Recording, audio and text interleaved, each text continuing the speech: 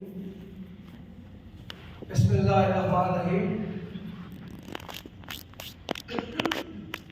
ان اللہ عنده علم الساعة وينزل الغیث ويعلم ما في الارحام وما تدری نفس ماذا تکسب غدا وما تدری نفس بأي ارض تموت ان اللہ علیم خبیر۔ اللہ ہی کے پاس اس بات کا علم ہے کہ قیامت کب آئے گی، وہی بارش برساتا ہے، وہی جانتا ہے کہ ماؤں کے پیٹ میں کیا ہے۔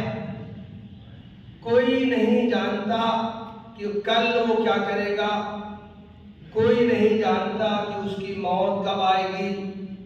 اللہ ہی جاننے والا ہے اور اسی کو ہر چیز کی خبر۔ محترم بھائیو دوستو، یہ سورہ لقمان کی آخری آیت ہے۔ اس آیت میں 5 چیزوں کا تذکرہ کیا گیا ہے۔ حدیث میں ان چیزوں کو غیب کی کنجیاں کہا گیا ہے۔ اللہ کے رسول صلی اللہ علیہ وسلم کا ارشاد ہے، مفاتیح الغیب 5، غیب کی کنجیاں 5 ہیں۔ اس کے بعد آپ صلی اللہ علیہ وسلم نے اس آیت کی تلاوت فرمائی۔ اس آیت میں سب سے پہلی بات کہی گئی ہے کہ اللہ تعالیٰ ہی کو قیامت کی خبر ہے۔ قیامت کب آئے گی یہ اللہ تعالیٰ ہی کو خبر ہے، اس کے علاوہ کوئی شخص اس بات کو نہیں جانتا۔ ہم جانتے ہیں کہ اسلام کا بنیادی عقیدہ ہے کہ یہ کائنات ایک وقت آئے گا کہ اس میں وہ فنا ہو جائے گی، پھر دوبارہ اللہ تعالیٰ تمام انسانوں کو پیدا کرے گا اور اس دنیا میں وہ جو کچھ کام کرتے رہتے ہیں ان کا حساب لے گا۔ تو جب یہ بات، یہ عقیدہ قرآن میں بار بار بیان کیا گیا تو فوراً لوگ سوال کرتے تھے کہ اچھا تو پھر قیامت کب آئے گی؟ ہر مرتبہ ان کو یہی جواب دیا گیا کہ قیامت کب آئے گی اس کا اللہ تعالیٰ کے علاوہ اور کسی کو خبر نہیں۔ الیہ یرد علم الساعہ، قیامت کا علم صرف اللہ تعالیٰ ہی کی طرف پلٹتا ہے۔ یہ بات قرآن میں مختلف حوالوں سے کہی گئی ہے اور اس کا تذکرہ حدیث میں بھی آیا ہے۔ مشہور حدیث ہے، حدیث جبریل۔ حضرت جبریل علیہ السلام انسان کے بھیس میں اللہ کے رسول صلی اللہ علیہ وسلم کی خدمت میں حاضر ہوئے۔ صحابہ کرام بھی وہاں موجود تھے۔ انہوں نے مختلف سوالات کیے، اسلام کیا ہے، ایمان کیا ہے، احسان کیا ہے۔ ان کا آخری سوال یہی تھا کہ قیامت کب آئے گی۔ اللہ کے رسول صلی اللہ علیہ وسلم نے فرمایا، جس سے پوچھا جا رہا ہے اس کو بھی پوچھنے والے سے زیادہ علم نہیں۔ جس طرح پوچھنے والا نہیں جانتا ہے، اسی طرح جس سے پوچھا جا رہا ہے اس کو بھی اس کی کوئی خبر نہیں۔ قرآن مجید میں قیامت کے مناظر تو کھینچے گئے ہیں۔ جب قیامت آنا ہوگی تو کیا ہوگا؟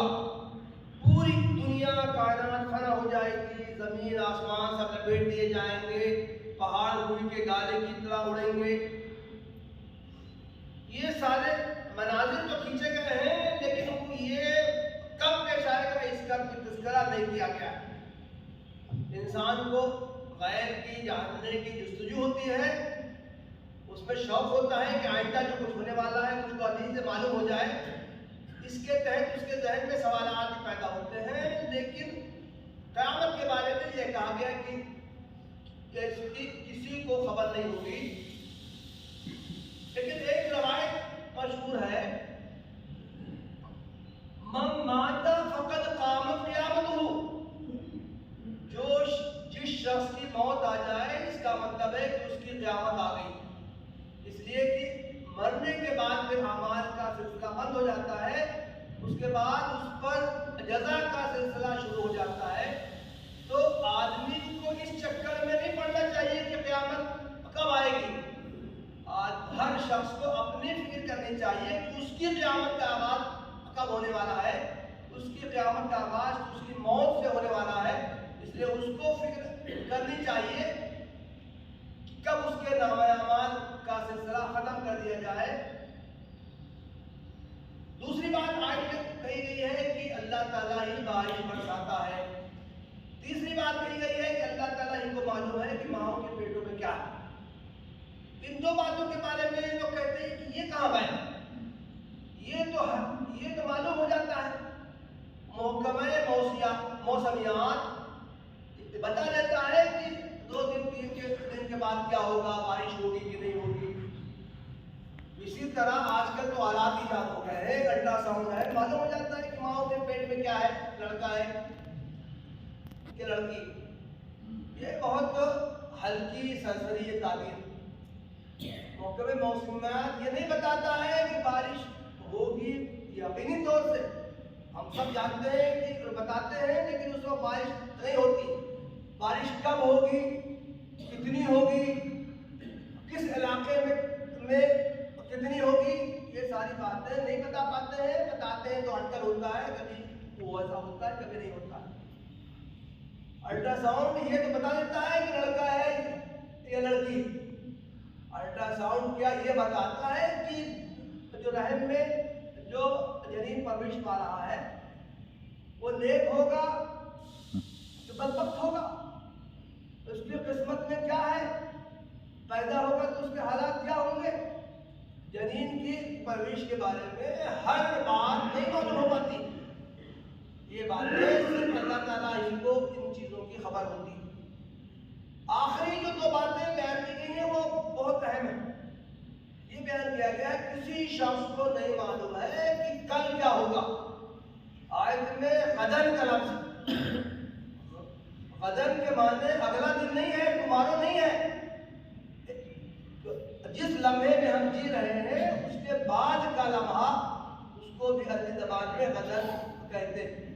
کسی شخص کو نہیں معلوم ہے کہ اگلے لمحے اس کے ساتھ کیا حال پیش آئے گا۔ وہ اس وقت زندہ ہے، اگلے لمحے زندہ رہے گا کہ نہیں رہے گا۔ آدمی اٹھا، باہر نکلا، ایکسیڈنٹ ہو گیا، موت ہو گئی، ہارٹ اٹیک ہو گیا، ختم ہو گیا۔ تو آئندہ انسان کے ساتھ کیا کچھ پیش آنے والا ہے اس کی کسی شخص کو خبر نہیں، اور نہ کوئی جانتا ہے کہ اس کی موت کہاں ہوگی۔ لوگ کشاں کشاں موت کی طرف کھینچے جاتے ہیں، تو نہ کسی شخص کو معلوم ہے کہ اس کی موت کب آئے گی، نہ کسی شخص کو معلوم ہے کہ اس کی موت کہاں آئے گی۔ تو اس آیت میں جو یہ 3 باتیں کہی گئی ہیں وہ ہمیں سے ہر شخص کو اس پر توجہ دینا چاہیے اور اس کی فکر کرنی چاہیے۔ ہر شخص کی قیامت کب آئے گی، یعنی اس کی موت کب آئے گی۔ اس لیے دانش مندی کا تقاضا ہے کہ ہر شخص اپنی فکر کرے۔ ایک آیت ہے اللہ تعالیٰ کا ارشاد ہے، یا ایھا الذین آمنوا اتقوا اللہ، یا ایھا الذین آمنوا اتقوا اللہ حق تقاتہ ولا تموتن الا وانتم مسلمون۔ اے لوگوں جو ایمان لائے ہو، ایمان کا دعویٰ کرتے ہو، اللہ تعالیٰ سے ڈرو جیسا کہ ڈرنے کا حق ہے، اور تمہاری موت نہ آئے مگر اس وقت تم مسلمان ہو۔ تو جب کسی شخص کو معلوم ہی نہیں کہ اس کی موت کب آئے گی، تو گویا کہ ہر لمحے آدمی کو اپنی فکر کرنی چاہیے کہ ہر لمحے اللہ تعالیٰ کی اطاعت میں گزارنا چاہیے، اس لیے کہ پتہ نہیں اس کی موت کب آ جائے۔ اسی بات کو ایک حدیث میں اللہ کے رسول صلی اللہ علیہ وسلم نے ارشاد فرمایا ہے۔ آپ نے فرمایا الکیس من دان نفسہ وعمل لما بعد الموت۔ عقل مند آدمی وہ ہے، دانش مند آدمی وہ ہے، ہوشیار آدمی وہ ہے جو اپنے نفس کو قابو میں رکھے، اس کا نفس جو اس کو برائیوں پر اکساتا رہتا ہے، اپنے نفس کو قابو میں رکھے اور مرنے کے بعد کی زندگی کے لیے وہ برابر کام کرتا رہے۔ محترم بھائیوں، اس آیت کا پیغام یہی ہے کہ ہم ہر لمحے فکر مند رہیں، ہم یہ دیکھیں کہ ہماری زندگی کیسے گزر رہی ہے، اللہ تعالیٰ کی مرضی کے مطابق گزر رہی ہے یا یہ کہ ہم سے اللہ تعالیٰ کی نافرمانی کے کام سرزد ہو رہے ہیں۔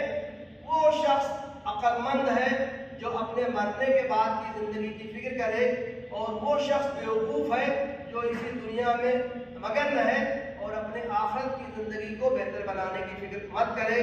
وآخر دعوانا الحمدللہ رب العالمین۔